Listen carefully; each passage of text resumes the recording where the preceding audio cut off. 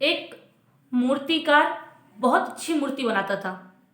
इतनी अच्छी मूर्तियाँ वो बनाया करता था कि उसके द्वारा बनाई गई मूर्ति, अगर उसने आपकी मूर्ति बना दी है और आप बिल्कुल पास में बैठे हो, तो आप में और मूर्ति में कोई अंतर मालूम नहीं कर सकता कि कौन मूर्ति हो और कौन आप हो।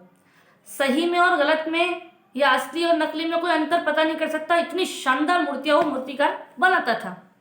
देश विदेश तक उसकी मूर्तियाँ जाती थी। सब लोग उसकी मूर्तियों की बहुत तारीफ करते थे, सब प्रसन्नता करते थे कि भाई इतनी शानदार मूर्तियाँ कौन बनाता है। सब लोग उसके मूर्तियों के लिए ऑर्डर लिखवाते थे कि हमारी मूर्ति बना दो, हमारी मूर्ति बना दो। शानदार मूर्तियाँ, वो सबसे अच्छी अच्छी मूर्तियाँ वो बनाता था। ऐसे करते करते वो बहुत फेमस हो गया, बहुत उसका प्रचार में आ गया कि भाई ये बहुत शानदार मूर्तियाँ बनाता है। एक दिन उसको मालूम पड़ा, उसको ऐसा, बहुत पुरानी बात है ये, ऐसा कहीं उसको लगा होगा कि अगले 5 से 7 दिनों में जो है मेरी सेहत बहुत खराब है और अगले 5 से 7 दिनों में मेरी मृत्यु होने वाली है। किसी ने कह दिया होगा उससे कि अगले 5 से 7 दिनों में तुम्हारी मृत्यु तय है। अब उसको लगा कि मैं अपनी मूर्तियों से अच्छे अच्छे व्यक्ति को चकमा दे देता हूँ। वो कई बार ऐसा करता था कि मूर्ति को सामने बिठा देता था और असली व्यक्ति को सामने बिठा देता था, और दोनों में किसी एक को खड़ा कर देता कि इन दोनों में से असली को चुन कर दिखाओ। और कितने ही लोग चकमा खा जाते, वो लोग कितने ही लोग मूर्ति को असली व्यक्ति बताकर और उसको बोल देते कि ये असली है, और कितनी बार वो लोग चकमा खा जाते।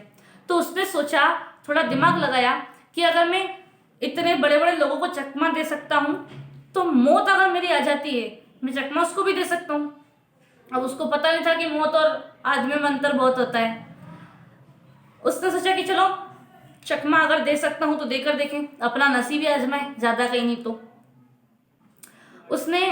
उसे जब लगा, ऐसा महसूस हुआ कि अगले 5 से 7 दिनों में मेरी मौत होने वाली है, तो उसने उन 5-7 दिनों का जो टाइम उसके पास था, उन 5-7 दिनों के टाइम में उसने अपने जैसी 10 मूर्तियां बना ली। बिल्कुल हूबहू उसकी जैसी दिखने वाली एक जैसी 10 मूर्तियां बनाकर उसने रख ली। 11वां वो खड़ा हो गया। 5 दिन बाद जब उसकी मौत आई, जब मृत्यु रानी को यमराज ने आदेश दिया कि जाओ मृत्यु लोक में ये व्यक्ति है और इसको लेकर आ जाओ। जब मृत्यु रानी आई उसको लेने के लिए, और आकर मृत्यु रानी ने देखा कि यहाँ तो एक जैसे 11 खड़े हैं। इतिहास में पहली बार ऐसा हुआ होगा कि मौत भी चकमा खा गई। मौत को भी ये समझ में नहीं आया कि आखिर लेकर किसको जाना है। मृत्यु रानी भी आकर सोच रही है, ये यमराज जी ने क्या कुछ बताया नहीं, आज तो समझ में नहीं आ रहा, ठीक से इन्फॉर्मेशन ही नहीं दी कि आखिर किसको लेकर आना है, किसको नहीं लेकर आना। बता ही नहीं कि क्या करना है क्या नहीं करना। कम से कम इतना तो बताना था कि 10-11 को लेकर आना है कि एक को लेकर आना है। अब मैं किसको लेकर जाऊं। मृत्यु खड़े खड़े सोच रही थी कि आखिर क्या करूं क्या करूं क्या करूं क्या करूं, समझ में ही नहीं आया, और मृत्यु को वहां से खाली हाथ जाना पड़ा। मेरे ख्याल से इतिहास में पहली बार ऐसा हुआ होगा कि मृत्यु किसी को लेने के लिए आई और बिना लिए वापस चली गई, वरना ऐसा कभी होता नहीं है। मृत्यु लेने आई और बिना लिए वापस चली गई। यमराज जी के पास जाकर बोली कि कम से कम सही से इन्फॉर्मेशन तो दे दिया करो, ठीक से जानकारी तो दिया करो कि किसको लेकर आना है। यमराज ने कहा कि मैंने तो एक ही मूर्तिकार को लेने के लिए भेजा था।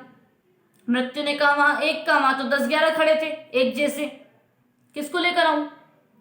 यमराज जी ने भी जब अपना ध्यान लगाया और जब सोचा कि हाँ देखे तो सही आखिर क्या हुआ, यमराज जी ने जब सोचा और जब ध्यान लगाया तो उन्हें पता चला कि वहां पे क्या क्या कारनामा हुआ था। तो यमराज ने मृत्यु के कान में एक वाक्य कहा कि इधर पास में तुझे मैं कुछ कहता हूं, और मृत्यु के कान में कुछ कहा और कहा कि अब वहां जाना, वापस से मृत्यु लोक में उसी मूर्तिकार के घर जाना और जाकर वहां खड़ी हो जाना सामने, और वहां खड़ी होकर ये शब्द कह देना, बस असली जो भी होगा वो ऑटोमेटिक सामने आ जाएगा, तुझे कुछ करना नहीं पड़ेगा। मृत्यु ने बोला ठीक है मैं जाती हूँ। अगले 10 दिन बाद वापस मृत्यु धरती पर उस मूर्तिकार को लेने के लिए आने वाली थी। उसको फिर पता चल गया कि मृत्यु आने वाली है 8-10 दिन बाद। उसने फिर उस टाइम में अपने जैसी 10 मूर्तियां और बना ली कि पिछली बार तो 11 मूर्तियां थी, फिर भी वो गोता खा के चली गई, कंफ्यूज होकर चली गई, धोखा खाकर चली गई। लेकिन इस बार जब 10 और बना लूंगा तो 21 मूर्तियां हो जाएंगी, एक ओरिजिनल और 20 नकली, 21 मूर्तियां हो जाएंगी। अब और ज़्यादा धोखा खा जाएगी मृत्यु कि आखिर असली कौन है। तो उसने अपने जैसी 10 मूर्तियां और बना ली, 10 मूर्तियां पहले की, 10 मूर्तियां अभी की और एक वो खुद, 21 हो गए टोटल। और 21 के 21 एक जैसी लाइन में खड़े हो गए। अब वापस मृत्यु रानी आई और आकर मृत्यु ने सामने खड़ी हो गई। वापस मृत्यु कंफ्यूज हो गई कि एक को लेके जाऊं, पिछली बार तो 11 ही थे, इस बार 21 हो गए। फिर से उसने सोचा कि आखिर किसको लेके जाऊं, किसको लेकर जाऊं। लेकिन इस बार तो बिल्कुल यमराज जी ने मृत्यु को एकदम ट्रेंड करके भेजा था, एकदम सिखा पढ़ा के, लिखा पढ़ा के, बिल्कुल व्यवस्थित,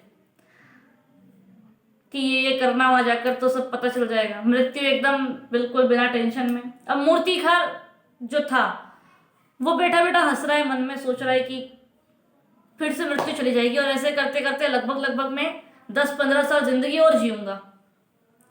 लेकिन उसे भी पता नहीं था कि मृत्यु जो है वो सबके ऊपर होती है, सभी से ऊपर मृत्यु आती है। हमारी सोच जहाँ खत्म होती है वहां से भगवान की सोच शुरू होती है। ये वो व्यक्ति सोचना भूल गया होगा शायद, या उसे पता नहीं होगा, या किसी ने बताया नहीं होगा।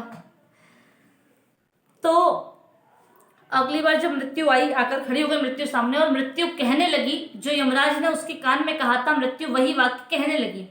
मृत्यु ने कहा कि बनाने वाले ने इतनी शानदार मूर्ति बनाई है पर एक कमी रख दी। इतनी बढ़िया मूर्ति बनाई है कि कोई अंतर नहीं मालूम कर सकता कि असली कौन है और नकली कौन है, लेकिन एक कमी रख दी। अब जैसी मृत्यु ने बोला कि उसने एक कमी रख दी, वैसे ही उन मूर्तिकार, उन सभी मूर्तियों में जो असली मूर्तिकार था वो अपने आप सामने आ गया कि अरे मेरी मूर्ति के बारे में आज तक देश विदेश बाहर कहीं भी चले जाओ कोई कह नहीं सकता कि इसने कमी रख दी। तुम कैसे कह रहे हो कि मैंने कमी रख दी? मैंने क्या गलती करी मुझे बताओ तो। मृत्यु बोली बेटा आ गया तू सामने, पहले तो तू चल, यमराज ने बुलाया है। तो उसने कहा कि ठीक है मैं चलने को तैयार हूं, पर ये तो बता दो कि आखिर इस मूर्ति में मैंने कमी क्या रखी है, आखिर ऐसी कौन सी चीज है जो इसमें डालना भूल गया। सबके नाक एक जैसी है, सबकी आंखें एक जैसी, सबका मुंह एक जैसा, सबके कान एक जैसे, सबकी वेशभूषा एक जैसी, सबका स्टाइल जो जो जिस तरीके से वो खड़े थे वो पूरा एक जैसा, फिर मैंने कमी क्या रख दी। तो मृत्यु ने एक बड़ी सुंदर बात कही है साहब। मृत्यु बोलती है कि तुमने इसमें हर चीज डाली, लेकिन सिर्फ एक अहंकार, एक घमंड, एक ईर्ष्या जो तुम्हारे अंदर है वो तुम इन सब में नहीं डाल पाए।